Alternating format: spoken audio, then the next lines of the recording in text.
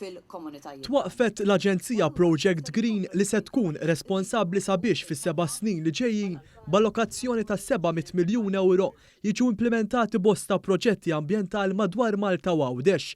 L-Aġenzija se tkun qed titmexxa minn Steve Ellul li se jassumi l-irwol ta' kap eżekuttiv. L-Aġenzija Project Green li taqa' taħt il-Ministeru għall-Ambjent, l-Enerġija u l-Intrapriża kienet weda ewlenija tal-Partit Laburista fil-Manifest Elettorali Malta flimkien u tħabbret bħala miżura fid-diskors tal-budget għal-2023. Bekk il-Gvern qed jibqa' jżomm kelmtu mal-familji Maltin u Għawdxin.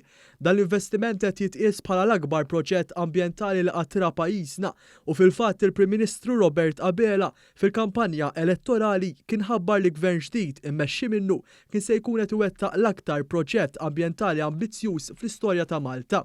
F'konferenza tal-aħbarijiet fil-fost tal-Imdina, il-Ministru responsabbli mill-Ambjent Mirjam Dalli qalet li l-Gvern mill-ewwel beda joħloq spazji miftuħa ġodda filwaqt li rranġaw tejjeb spazji oħra miftuħa sabiex jitgawdew mill-familji. Dawn il-proġetti se jwasslu biex it-tfal, il-familji, l-anzjani u l-komunitajiet kollha tagħna jgħixu f'ambjent aħjar. Fil-fatt se ssir ħidma sabiex kull familja jkollha aċċess faċli għal post miftuħ fejn tirilassa mingħajr il-bżonn li tuża l-karozza. Permezz ta' din l-entità rridu nkomplu nibnu fuq dak kollu li għamilna b'mod partikolari fl-aħħar xhur biex lill-familji tagħna ntuhom spazju sabiħ, spazju aħdar fejn jistgħu jirrikreaw irwieħhom flimkien mal-familji tagħhom. Lan tagħna huwa li nkunu wasalna f'punt fejn jekk jista' jkun persuna ma jkunx il-bot minn ġnien tant li jkollu għalfejn jaqbad karozza biex familja biex żagħżugħ, biex anzjan, ikun jista' jkollu l-opportunità imur igawdi ftit ħin ta' rilassament fl-ispazji ħodor li nkunu qegħdin noħolqu.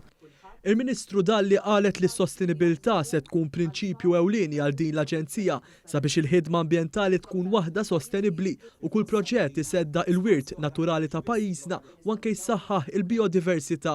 Il-kap eżekuttiv ta' Project Green Steve Ellul għal il-ħidma tal-Aġenzija tinkludi investiment f'aktar parks pubbliċi, l-akbar proġett ta' tħaddir urban li qatra pajjiżna, żoni pedonali f'kull lokal, minja traffiku fejn possibbli, spazju ħodor miftuħa qrib kulħadd u aktar parkeġġi taħt l-art bil-ħolqien ta' ġonna fuqhom. U saħaq li l-Aġenzija se tintervjeni bis-sħiħ sabiex tipprovdi pulmun ġdid f'kull lokalità u li kull proġett aħdar se jsir b'konsultazzjoni mal-komunità inkluż il-kunsilli lokali. Project Green se tkun qed tara illi nagħtu lin-nies dak illi n-nies iridu, aktar spazji miftuħa, aktar spazji lil komunitajiet tagħna. Se jkun qed jitwettqu diversi proġetti, diversi kategoriji ta' proġetti, minn proġetti relattivament kbar ġewwa l-komunitajiet tagħna għal proġetti li huma forsi daqsxejn iżgħar imma li rridu nagħtuhom lin-nies propju fit-12 il-xahar illi ġejjin. Għal daqstant se jkun hemm ukoll attività qawwija ta' konsultazzjoni mal-kunsilli lokali tagħna reġjuni tagħna ma' qdiet fil-komunitajiet u waqtiet non-governattivi fost oħrajn. U elenka numru ta' proġetti deskritti bħala għan-nies li qed isiru bħalissa jew dawk li se jiġu implementati fi żmien li ġej. Hemm proġetti differenti minn Marsa Scala għal San Ġwan, minn Rabat għal Ħalsafi ġewwa x-Xewkija u għandna numru ta' proġetti illi bħalissa qegħdin naħdmu fuqhom mod attiv anke bis-saħħa tal-kunsilli lokali u fir-reġjuni ta' dawn il-postijiet mod partikolari anke fin-naħa t'isfel ta' Malta fil-Kottonera u anke Birżebbuġa.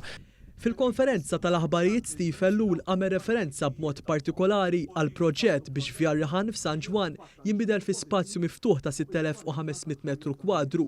Proġett ma' sitt ieħor huwa dak li se jara ġnien ġdid ħdel l-Università Amerikana f'Bormla, parkeġġ li jesa' 180 vettura taħtu. Ellul semma wkoll kif Project Green se tniedi struttura sabiex anke s-settur privat jinvesti fi proġetti ħodor.